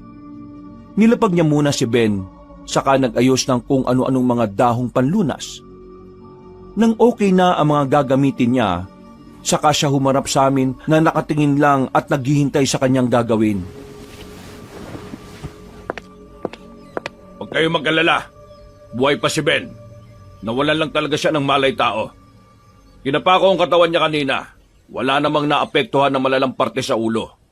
May kaunting bali lang siya sa balakang at mararamdaman niya ito kapag nagising na siya maya-maya. Salamat po, Kuya Boy. Pero bakit po kami tinutulungan kung isa rin kayo sa mga aswang katulad ng kapatid mong si Kuya Logro? Aswang ako, pero hindi ako katulad nila. Ni isang beses, hindi sumagi sa isip ko na pumatay ng tao para lang mapunan ng nasa ng makamundo at makasala ng katawang to. Matagal ko nang hiniling na masikatan ng araw, pero hindi to tinutulot sa amin. Ano po ang ibig sabihin ng mga sinabi mong yun? Siguro naman ay napansin nyo nang hindi umaaraw sa buong baryo. Kahit saan ka magpunta, palaging makulimlim at tila tinatago na makapal na ulap ang araw sa amin. So what does it mean nga po? 15 taon ang nakalilipas. Edad 30 pa lang ako noon. Nang mangyari ang lahat. Hindi pa kami nag-aaway madalas ng kapatid ko. Sanggang dikit kami kung tutuusin. Pero nangyari rito sa baryo ang isang hindi inaasahan. Ano pong hindi inaasahan yon? Kilala niyo naman si Mang Romeo, hindi ba? Siya ang halos namumuno sa lugar na ito. Kahit hanggang ngayon pa rin naman. Kilala siya ng mga taga rito bilang isang magaling na albularyo. Pinagagaling niya ang may mga sakit. Nagpapalaya sa mga diablo at kung ano pang masasamang elemento. Pero nagkaroon siya ng isang matinding kasalanan. At ang nagdusa nito ay ang buong baryo. Bakit? Ano pong nangyari? Ninakaw niya sa diwatang naniniraan sa Borolang isang mutya. At dahil sa galit ng diwatang yon, nagbigay siya ng sumpa sa aming lahat na hindi nasisikatan pa ng araw ang lugar na ito, na palaging tatakpan ng ulap ang baryo para manatiling makulimlim. Pero hindi lang doon natatapos ang sumpa. Habang tumatagal ang mga tao na hindi naaarawan, nagsisimula silang magbago ng anyo hanggang sa maging aswang. Kaya po pala lahat kayo dito ngayon sa Baryo Silim aswang na? Pero hindi rin naman lahat ay sumusunod sa gusto ni Mang Romeo. May kanya-kanya pa rin buhay ang mga mamamayan dito. Pero marami siyang naiimpluwensyahan. Katulad ng kapatid ko. Kaya ginusto ko na rin kalabanin siya kanina at patayin para matapos na rin ang paghihirap niya. Pinatay niyo po si Kuya Logro? Yun na lang ang naisip kong paraan para mailigtas siya. At kayo na rin. Kailangan nyo nang umalis sa lugar na ito bago pa mahuli ang lahat. Ano pong ibig niyong sabihin? Yung sinasabi ko kanina sa inyo na walang naaksidenteng naliligaw dito sa baryo. Dahil habang nagbabiyahe pa lang kayo sa malayo, ay ginagamitan na kayo ng orasyon ni Mang Romeo para mapadpad sa lugar na ito. Dahil sa kapal ng ulap na lumulukob dito sa lugar na ito, wala na halos nakakakita pa o para bang nabura na sa mapa. Sa palagay ko nga limot na rin ang mga tao ang tungkol sa lugar namin. At dahil sa sumpang kakibat ng Baryo Lilim, sino mang magtatagal dito ng higit 24 oras ay maaaring matulad sa amin. Kung hindi kayo makakain ng aswang, magiging aswang din kayo kalaunan. At kapag nangyari yon, hindi na kayo makakalabas sa lugar na ito. Dahil sa oras na maaarawan kayo, siguradong katapusan nyo na. Oh my God! Ayoko maging aswang! Umalis na tayo rito, Hor! Di na! Tama ang sinabi ng kaibigan nyo. Umalis na kayo sa lugar na ito. Tutulungan ko kayo. Pero bago yon, kailangan ko munang gamutin itong kaibigan ninyo. Matagal pa po ba yan? I think we need to hurry na. Aabot din ng kalahating oras. At sa loob din ng oras na yon, posibleng mahanap na tayo ng grupo ni Mang Romeo. Pwede naman ang sinasabi mo, pero may posibilidad na mamatay ang kasama niyo kapag hindi siya naagapan. Kayang-kaya ko siyang pagalingin at gisingin, dahil ako ang tagapagmana ni Mang Romeo pagdating sa panggagamot. Shucks! Bakit hindi na lang natin ipagamot si Ben sa ospital na mapupuntahan natin? Kesa mag-aksaya pa tayo ng ilang oras dito. Baka gumapang na rin sa atin yung sumpa. Guys, are you listening? Gawin niyo na po. Maghihintay kami hanggang sa magising si Ben. Hindi ako papayag na makakaligtas nga kami. Pero may isa namang magsasakripisyo sa amin. Kung ganon, sisimulan ko na ang panggagamot sa kanya. At habang ginagawa ko yon, maging mapagmatsyag kayo. Kung nakita niyo ang lakas ni Logro kanina, walang-wala yung kumpara sa lakas na meron si Mang Romeo. Mukha lang siya matanda, pero dahil sa palagian niyang pagtikim ng sariwang karne at dugo ng tao, mas lalo siyang lumalakas. Gawin niyo ang lahat ng makakaya niyo na mapigilan ng mga kaaway kapag dumating sila. Sinisiguro ko sa inyo na mabubuhay itong si Ben. Sige po, Kuya Boy. Pagkatapos namin makapag-usap, Kabanong, ay naganda na si Kuya Boy ng tubig sa lumang planggana. Habang nagsisimula siya sa pagsindi ng mga kandila, ay kinausap ko muna sina Dina at Vona. Binigyan ko silang pareho ng sandata. Ang kay Dina ay baril at soldier's knife. Habang kay Vona naman ay teasing gun. Itinuro ko lang ang basic, dahil ako rin naman ay walang masyadong alam. Sinabi ko na lang sa kanila na kapag nanatili silang takot, ay siguradong hindi sila makakaalis sa lugar na yon. Di ko tuloy alam kung na-encourage ko ba sila o mas lalong natakot. Maya-maya pa, nang magsimula na si Kuya Boy sa pagriritual, ay pinagmasdanan namin siya. Ganun pa man, ay mas naging mapagmatsyag kami sa paligid.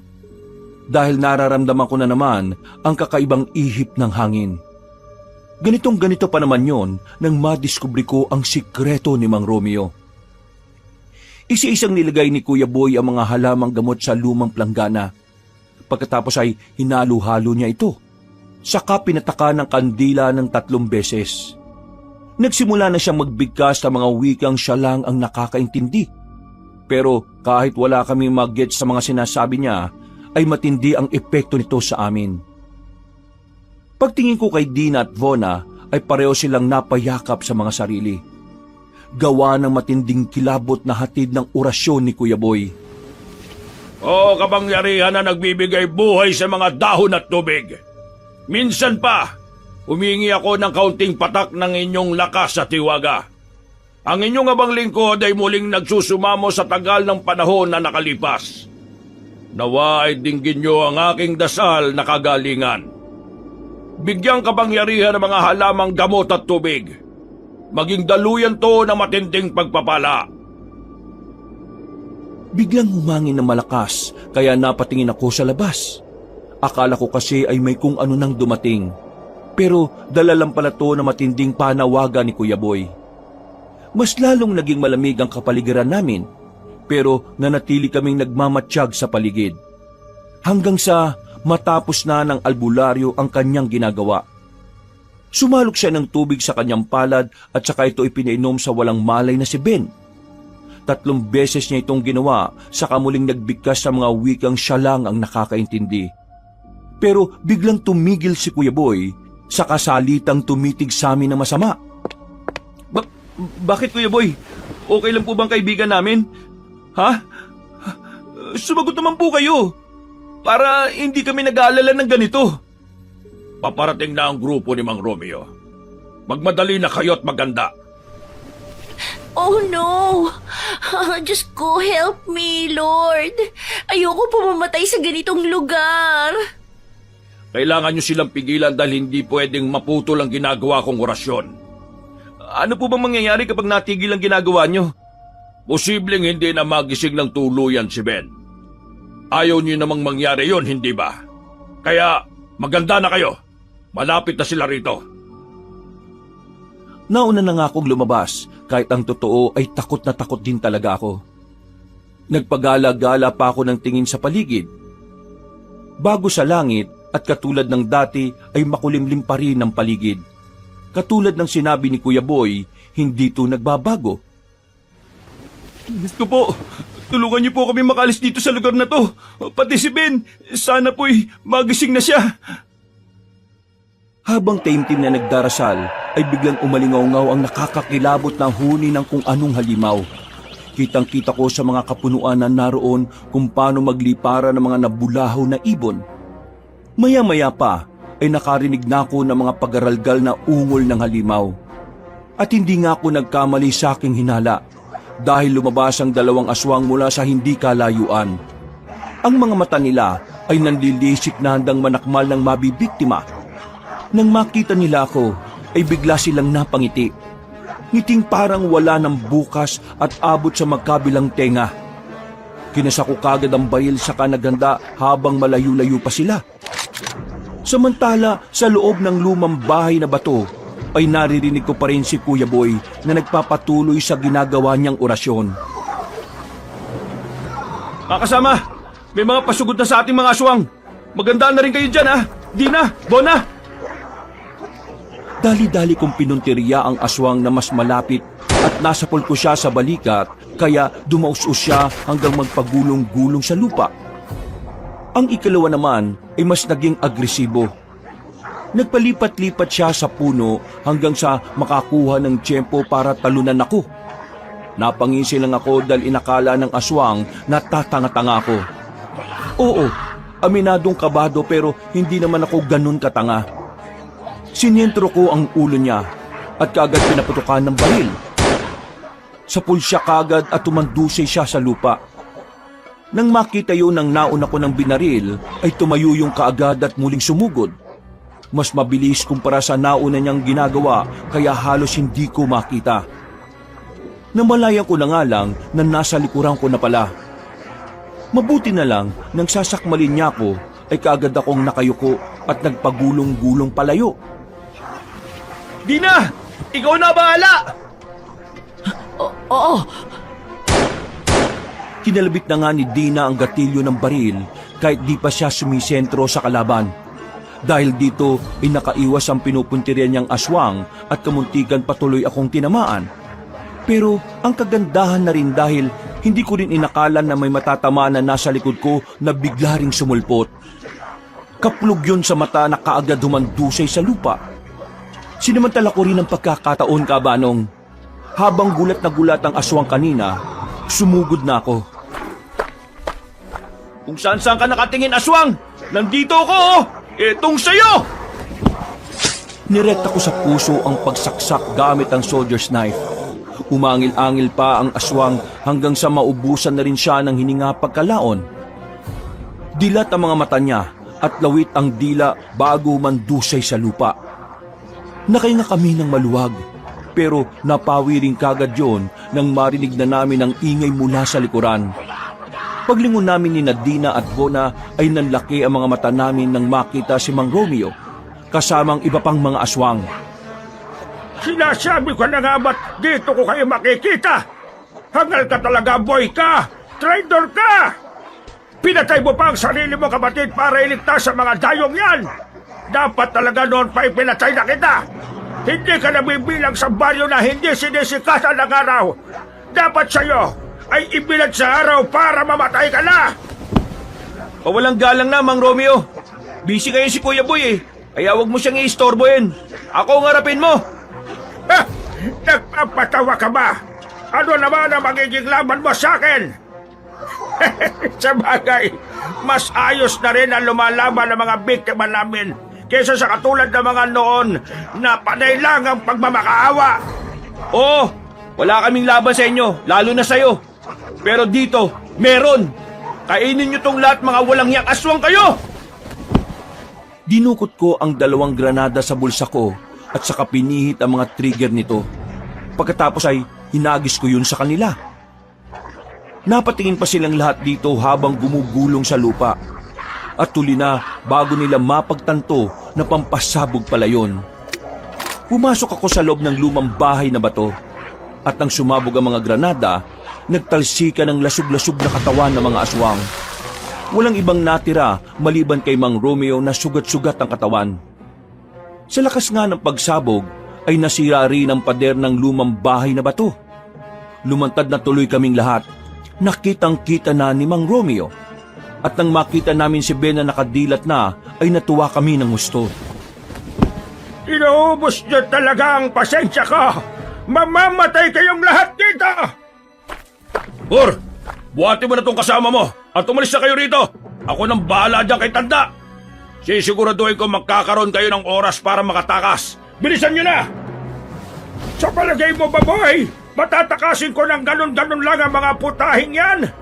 Papatayin na muna kita katulad ng gusto mo rin namang mangyari. Pagkatapos ay saka ko sila isusunod! Huwag nyo na siyang pakinggan. Ako nang bahala sa kanya. Tumakbo na kayo, Hur! Saan po kami pupunta? Nakita nyo yung lumang arko, hindi ba? Doon kayo dumiretso. Kapag nakalagpas kayo doon, siguradong may araw na. Hindi na makakalabas sa mga aswang na hahabol sa inyo. Sige na, takbo na! Sige, tumakbo kayo! Dahil sigurado kung meron sa inyo na babalik sa lugar na ito dahil dito kayo nararapat! Dahil na rin sa nangyayari, para tuloy akong nagkaroon ng lakas. Kahit mabigat pa si Ben, ay nabuhat ko pa rin siya. Gising naman siya pero hindi pa nga lang siya makagalaw ng maayos dahil sa bali niya sa balakang. Pasensya na pre, kung nabibigitan kayo sa akin, iwan niyo na lang kaya ako para makatakas kayo rito. Hindi pare, lahat tayo makakalis sa lugar na ito. Tara na! Habang naririnig namin ang mga pag-angil ni Mang Romeo at Kuya Boy, may ilang aswang pa rin ang mga sumusunod sa amin. Hindi naman ako masyadong nakapag-focus dahil pasan ko si Ben. Nang may sumalakay mula sa kanan, ay eksakto naman na ginamit ni Vona ang hawak niyang teaser gun. Nangisay ang aswang at paglagpak nito sa lupa ay kaagad inundayan ng saksak ni Dina. Nagpatuloy kami hanggang sa makita na nga namin ang lumang arko. Nang malapit na kami roon, ay napalingon pa ako sa pag-asang makikita ko pa si Kuya Boy. Gusto ko kasi sanang magpasalamat pa sa kanya sa pagtulong na ginawa niya. Hindi rin kasi ganun kalinaw sa amin kung bakit nga ba niya kami tinulungan. Basta ang dating lang sa amin, lalo na sa akin, ay parang ayaw na niyang manatili sa pagiging aswang. Pagkalabas namin ng arko ay naggulat kami dahil maaraw nga at sumakto sa oras ng relo ang pwesto ng araw. Hindi pa lumulubog ang araw. Nakahinga kami ng maluwag, lalo na sina Dina at Vona na nagkayakapan pa habang umiiyak. Naiyak na rin ako kabanong na hindi pa rin makapaniwala na nakalaya kami sa sinumpang lugar. Nakaligtas na tayo guys! Tara na! Umalis na tayo dito bago pa may... Anong nangyari sa'yo, Ben? Hindi ko rin alam. Para akong napapaso. Sobrang init ang pangaramdam ko. Hindi ka pwedeng maarawan? Diyos ko po! Bakit? Aray! Ang init! Napapaso ko! Hinubad ko kaagad ang damit ko at tinaklob sa kanya. Pagkatapos ay saka ko siya hinatak sa may lilim banda. Dito nawala ang init na nararamdaman niya at ang usok sa kanyang katawan. Nagkatinginan din kami ni Dina at Vona matapos mapagtanto ang sinabi ni Kuya Boy patungkol sa sumpa. Mabuti na lang din talaga ay papalubog na rin kahit papaano ang araw, kaya nakaalis pa rin kami sa lugar na yon. Dinala kaagad namin si Ben sa pinakamalapit na ospital. Nagpatingin na rin kami dahil sa nangyari at saka namin kinontak ang mga mahal ng bawat isa sa buhay. Nagdaan pa ang mga araw, linggo at buwan. Hindi nga muna lumalabas si Ben dahil sa nangyari. Nagkaroon din ng matinding pagbabago sa pagkatao niya dahil palagi siyang nagkikrave sa sariwang karne at dugo ng tao. Palagi ko lang din siyang kinakausap at pinaaalalahanan dahil naniniwala ako na katulad ni Kuya Boy na hindi tumikim ni isang beses ng tao. Magagawa rin ito ng kaibigan ko. Naghanap kami ng mga eksperto para matulungan siya pero wala ring nakatulong. Iba raw kasi talaga kapag diwata ang nagbitaw ng sumpa. Hindi to basta-basta nababali ni numan. Dahil sa nangyari, ay parang na-frustrate ang kaibigan ko. Hanggang sa mabalita na lang naming isang araw na nawala na lang siya na parang bula. Hanggang ngayon kabanong, hindi pa rin nakikita si Ben. Pero naniniwala kami ni Dina at Vona na bumalik siya sa Baryo Silim. Subalit, hindi na rin naman namin makita pa ang nasabing lugar kahit anong gawin namin. Kaya ngayon ay umaasa kami na sana'y nasa mabuting kalagayan ang kaibigan naming si Ben. Mga kabangers, mga kayanggaw, kabanong po uli. Maraming salamat po sa pagsubaybay sa ating magandang kwento ngayong araw. Kung nagustuhan niyo po yung kwento natin, huwag niyo pong kalimutang mag-comment at mag-like at mag-subscribe na rin. Pero kung medyo nabitin po kayo sa kwento natin, maaari po kayong bumisita dun sa isa pang channel natin. Wala nang iba. Ang pangalan po ng channel natin na yon ay Pamela Clamil. So, bisitahin niyo po kaagad yon at huwag niyo rin pong kalimutang mag-subscribe pagka nagustuhan niyo po yung mga kwento natin doon. And also, don't forget to comment and like. So, hanggang sa muling mga kwento, wakas!